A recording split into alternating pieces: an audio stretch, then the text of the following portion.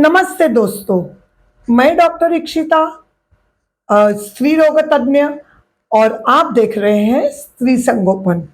तो फ्रेंड्स, आज के एपिसोड में हम देखेंगे कि कौन से हार्मोनल चेंजेस की वजह से पेशेंट महिला पेशेंट गायनेकोलॉजिस्ट के पास आती हैं। तो ये जो पेशेंट्स हैं, इनकी उम्र रहती है 18 से लेके 45, यानी 18 ईयर्स टू 45 ईयर्स ऑफ एज। यानी ये प्रॉब्लम यूजुअली यंग महिला पेशेंट में हमें दिखाई देता है।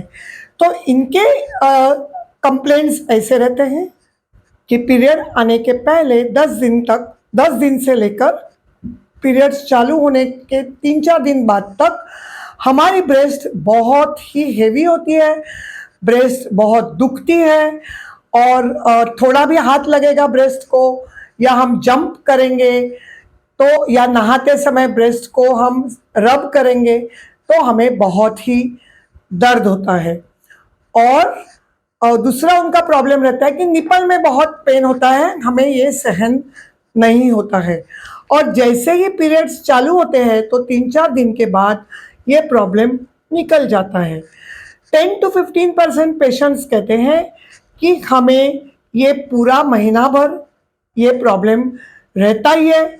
महीना एमसी आने के 10 दिन पहले वो बढ़ जाता है, लेकिन एमसी आने के बाद भी वो पूरा रुकता नहीं है, वो चालू ही रहता है।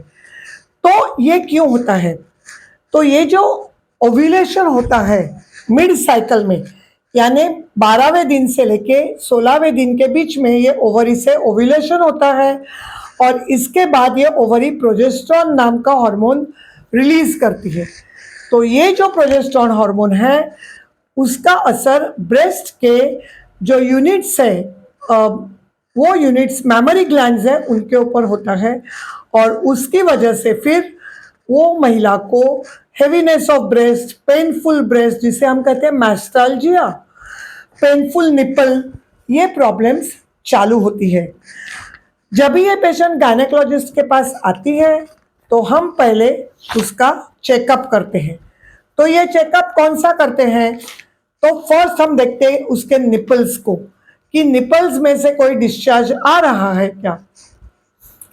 उसके बाद हम उसके ब्रेस्ट को फ्लैट ऑफ पाम से, एरियोला से लेके सर्कुलर मूवमेंट्स में चेकअप करते हैं। तो जिनको हार्मोनल प्रॉब्लम है तो उनमें हमें ऐसे पता चलता है कि ये जो ब्रेस्ट के साइड्स है, तो ये साइड्स में ज़्यादा पेन रहता है।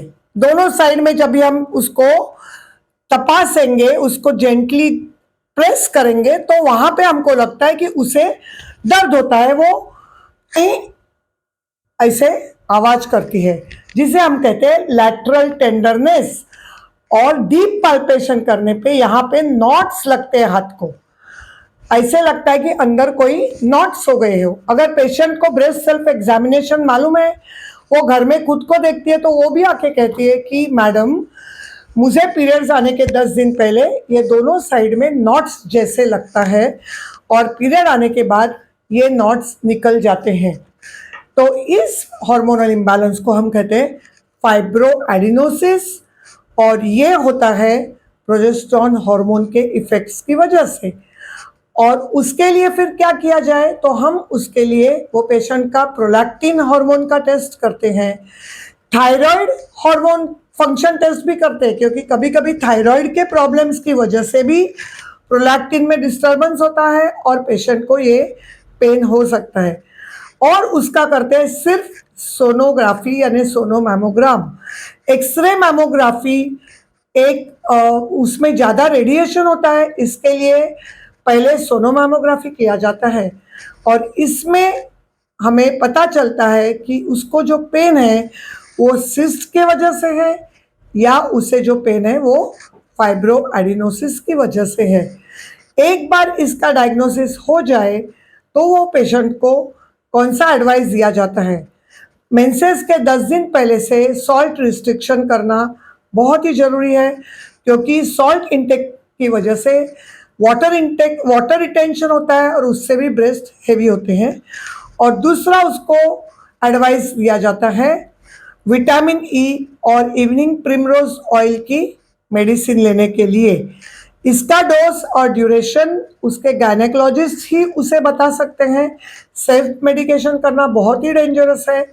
तो ये प्रॉब्लम अगर आपको है तो आपको गायनेकोलॉजिस्ट से मिलके उसकी ट्रीटमेंट लेनी चाहिए।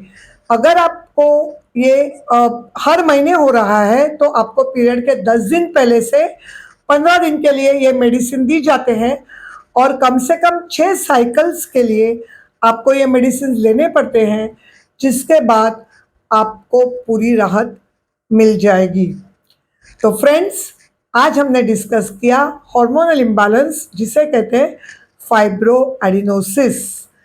तो अगले वीडियो में हम मिलेंगे ब्रेस्ट के ट्यूमर्स के बारे में कि उसके एज क्या होती है, उसके सिम्टम्स क्या होते हैं और उसके लिए इन्वेस्टिगेशंस कौन सी होती है। तो हम मिलेंगे अगले एपिसोड के साथ। तब तक के लिए खुश रहिए और अपने सेहत का ख्याल कीजिए। धन्यवाद।